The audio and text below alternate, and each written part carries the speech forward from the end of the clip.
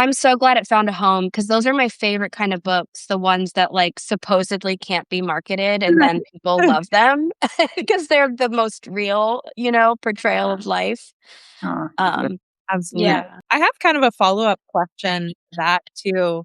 And I'm going to start with reading a couple sentences that I just loved from the book. And this was from page 96. You said, "It was the kind of laughing that opens and opens and opens. It was the kind of laughing that says, I've been through something and now I'm here and I'm so glad." So you talked a little bit about that presence of fear and joy and, as I said earlier, devastation and wonder. Could you talk a little bit about how you balanced that in the book? Did that balance come naturally?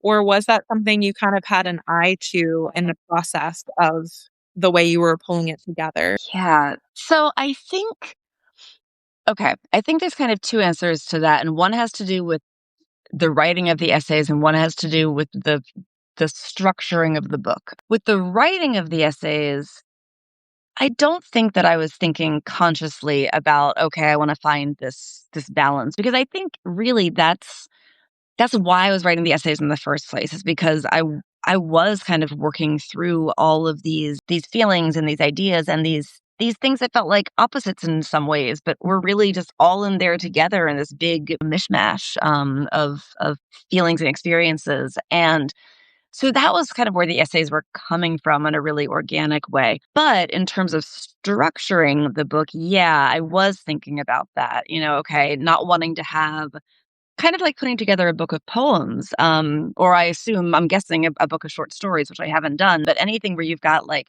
multiple parts that are supposed to coalesce into something, they should cohere, but they've got to stand alone. So yes, when I was putting it together and I was thinking about, okay, which essays go with which hours, and how can I make these things fit together in a way where there feels like there's an arc and it doesn't feel one note at any given time, but it also doesn't feel too jarring to transition from one to the next. Yeah, that was definitely a very conscious, slow process.